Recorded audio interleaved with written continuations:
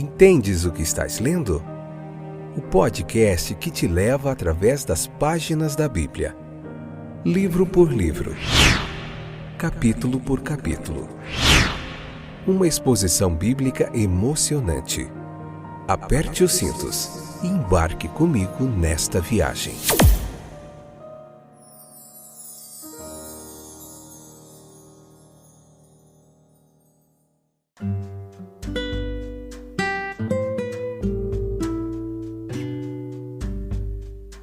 Olá, estou de volta para a gente continuar meditando na poderosa Palavra de Deus. Eu sou o Fábio e esse é mais um episódio do podcast Entendes o que estás lendo. Que bom que você voltou. Obrigado pela audiência, paciência. Que Deus abençoe grandemente sua vida através da poderosa Palavra de Deus. Estamos no início de uma nova jornada que é através do livro de Josué. Hoje capítulo 2, parte 2, episódio de número 890. Esta é a 11ª temporada. Cada temporada equivale a um livro da Bíblia. Nós fazemos um livro do Novo, um livro do Antigo. Temos aí Gênesis, Êxodo, Levítico, Números, Deuteronômio. Os 4 evangelhos, Mateus, Marcos, Lucas e João, e Atos dos Apóstolos, que finalizamos recentemente. E voltamos para o Antigo agora, para meditar no livro de Josué. É um ensino textual, uma pregação expositiva, capítulo por capítulo da Bíblia, todo o texto, contexto, teologia, história, geografia. Aqui você aprende bastante do texto. A gente traz uma bagagem aí grande de ensino e aprendizado e também se debruçamos sobre outros comentaristas eruditos do texto bíblico e da palavra de Deus. Hoje a gente vai falar de Raabe, essa personagem fantástica do texto da palavra de Deus, um personagem intrigante. Essa história peculiar de Raabe e dos espiões quando chegam ali, Canaã, ela é um episódio interessante da narrativa bíblica. E o nosso interesse ele vai residir na natureza dos incidentes e no caráter da personagem principal. Nada nos é dito sobre qualquer resultado definitivo da visita dos espiões, no subsequente cerco e captura da cidade, exceto pelo fato de que eles souberam por meio de Raabe do alarme dos habitantes com a aproximação do exército israelita. E isso demonstra, contudo, que por mais confiante que José estivesse de que o Senhor lutava ao seu lado, Josué, ele não se absteve de tomar todas as precauções necessárias para garantir sua segurança e sucesso. Deus geralmente age por meio de instrumentos e recursos, e aqueles que têm fé mais vivem seu poder protetor e libertador serão os mais cuidadosos em cooperar com Ele em toda prudência, previsão e diligência. Talvez nós possamos desenvolver melhor o ensinamento moral dessa narrativa, mantendo em mente, contudo, a conduta de Raabe. A sua honrosa distinção ela reside no fato de que, até onde sabemos, somente ela, em toda aquela terra sombria e culpada de Canaã, se dispôs a reconhecer a divindade que guiava a marcha dos israelitas e acolhê-los em sua herança predestinada. Certas dificuldades morais têm sido sentidas por muitos em relação à honra dada ao seu nome nas Escrituras. O seu caráter e modo de vida têm sido considerados um obstáculo. Tentativas foram feitas para demonstrar que prostituta pode simplesmente significar uma hospedeira, uma anfitriã, mas essa interpretação não se sustenta. Grande parte do sentido e do valor da narrativa ela depende de a considerarmos como pertencente a uma classe a qual Cristo concedeu sua compaixão, uma mulher pecadora. Sua traição ao seu próprio povo é condenada, mas isso, por mais desprezível que possa parecer em circunstâncias normais, deve ser justificado com base na lealdade ao Deus de Israel. É um princípio cristão que as exigências de Deus são supremas sobre todas as outras exigências, mesmo aquelas que brotam dos laços da natureza ou da nacionalidade. Veja, sua falsidade é um obstáculo. Não há necessidade de tentar justificá-la. Um padrão moral baixo e a pressão das circunstâncias podem amenizar a situação, mas não a justificam. Uma mentira sempre ofende um Deus da verdade. Nenhuma casuística hábil pode tornar esse aspecto de sua conduta correto, mas ela é elogiada nas Escrituras, não por sua traição à falsidade, mas por sua fé. Hebreus 11:31, Tiago 2:25, pelo fato de que ao ouvir falar das maravilhas realizadas por Jeová, ela acreditou que ele era o único Deus verdadeiro e vivo, e assim foi movida a escapar da corrupção de sua própria cidade condenada e unir-se ao seu povo. E várias lições aqui nos são sugeridas. Os sinais da graça de Deus, elas podem ser encontrados em condições muito improváveis.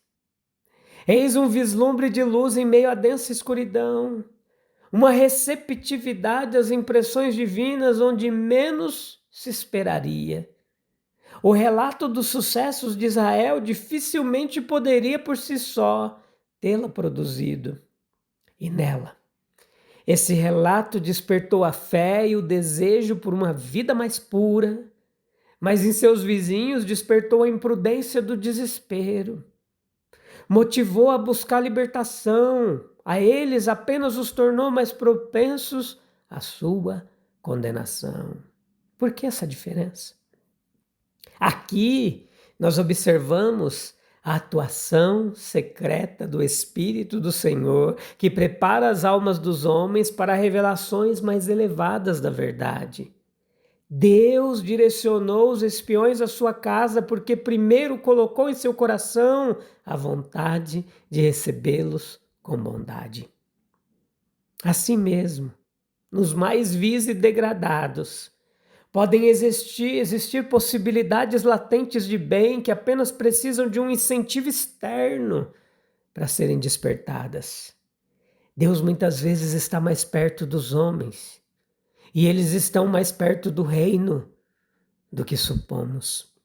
Aquele que veio buscar e salvar o que estava perdido, fez-se amigo dos publicanos e dos pecadores, não apenas porque eles mais precisavam dele, mas porque ele viu que estavam dispostos a recebê-lo. Sua palavra despertou um eco em seus corações, quando os corações orgulhosos dos farisaicos estavam irremediavelmente fechados a ela. Descobriu e vivificou germes de uma vida melhor em meio à corrupção e à morte. Acendeu a esperança na região do desespero. Aos governantes presunçosos do povo ele disse: os publicanos e as prostitutas entrarão no reino de Deus antes de vocês. O arrependimento ele pode transformar uma vida de pecado e vergonha em uma de honra e renome. O pecado de Raabe ele foi perdoado assim que seu coração se voltou para o Senhor. Há um lugar para ela na comunidade de Israel. Sua fé salvou não apenas a si mesma, mas a toda a sua família. Os versículos 12 e 18. No capítulo 2 diz isso: ela se tornou esposa de Salmão, mãe de Boaz, e portanto ancestral de Davi e de Cristo. Mateus 1, 5 e 6. Uma sugestão eloquente de como a graça de Deus pode enxertar a oliveira brava entre os ramos naturais e torná-la abundantemente frutífera para o seu louvor. Ela não apenas apaga a vergonha do passado, mas ela desenvolve a partir dele um futuro rico e glorioso. Aquilo que foi desperdiçado a serviço do pecado torna-se instrumento eficaz de justiça. A história da igreja está repleta de exemplos, como no caso de Saulo de Tarso. Também em casos menos notórios, Deus muitas vezes entrou nas fileiras do inimigo, fez surgir dentre eles troféus vivos do seu poder, que desde então tem servido a nobre causa de Cristo. Veja, a recompensa da confiança generosa. É notável que esta mulher cananeia ela tenha tido tanta confiança em uma promessa e juramento, verso 12, e isso é significativo dos princípios eternos consagrados no coração do homem, que as condições mais degradantes não podem obliterar completamente. Observe aqui não apenas uma providência divina, mas uma lei da natureza humana. A confiança de ambos os lados. A mulher, ela recebe os espiões com generosa bondade, ela toma suas vidas sob sua proteção e, em troca, eles mantêm uma vigília sagrada sobre a dela. É uma lição valiosa para todos os tempos. Com que medida vos encontrareis, etc. Bem-aventurados os misericordiosos. A alma confiante é confiável. O amor gera amor.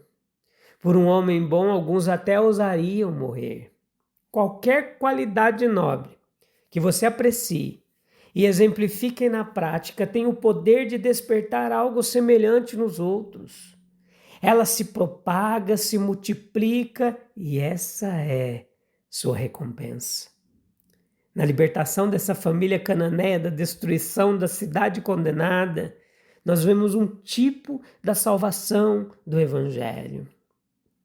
Alguns, como de costume, eles levam o princípio a um extremo fantasioso em seu uso desses incidentes, abusando como alguns da tipologia bíblica e cometendo muitos exageros. Mas as características gerais da analogia são claras demais para serem ignoradas. O resgate de Raabe e seus parentes é certamente uma vaga profecia da reunião de uma igreja redimida dentre os gentios e no cordão escarlate, sinal da aliança e meio da libertação. Dificilmente nós podemos deixar de ver uma alusão tanto ao sangue da Páscoa quanto ao sangue da cruz.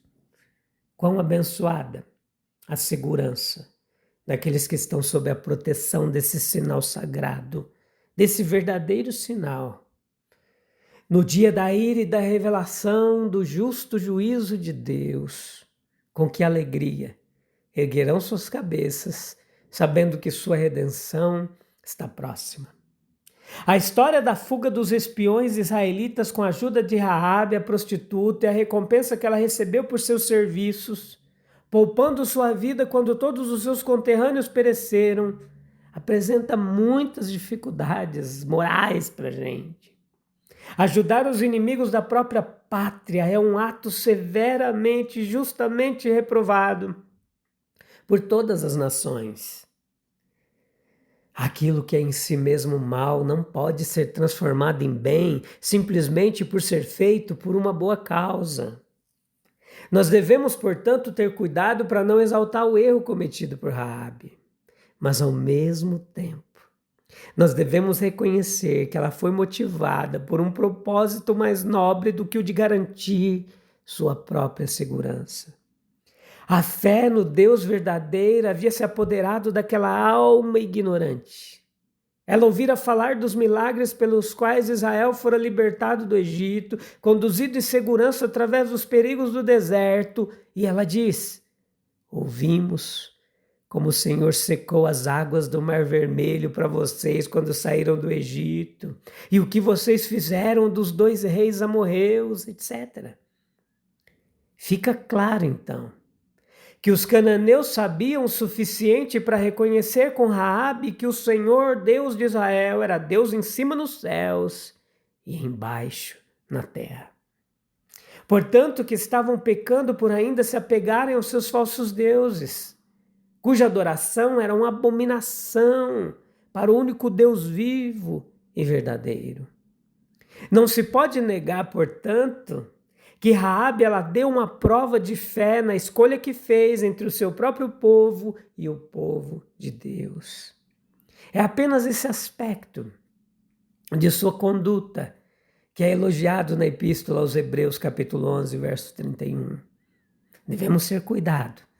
Além disso, para não exagerar o que ela fez, ela não traiu o segredo do seu povo, simplesmente preservou a vida dos representantes da nação que ela sabia estarem alistados sob a bandeira do Deus verdadeiro. Esse ato de fé a salvou e até mesmo lhe garantiu a honra de um lugar na genealogia do Messias, Mateus 1,5. Ocupamos uma posição muito diferente da de Raabe.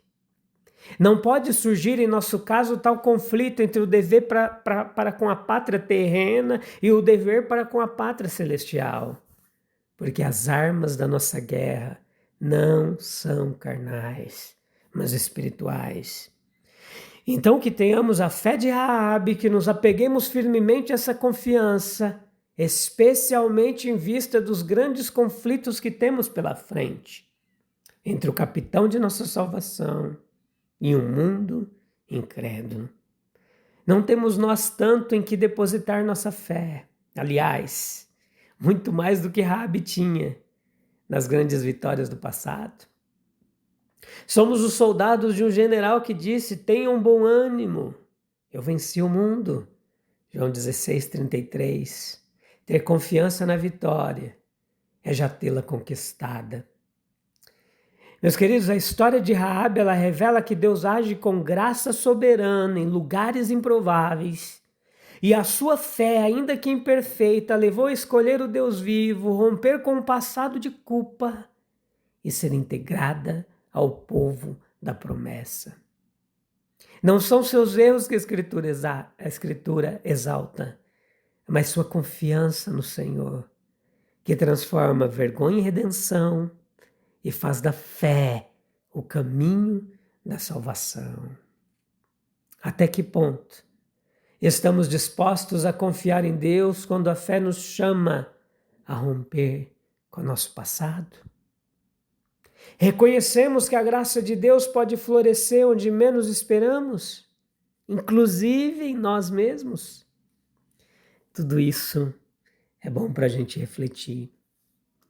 Vamos orar? Você tem um local calmo e tranquilo? Um quarto secreto?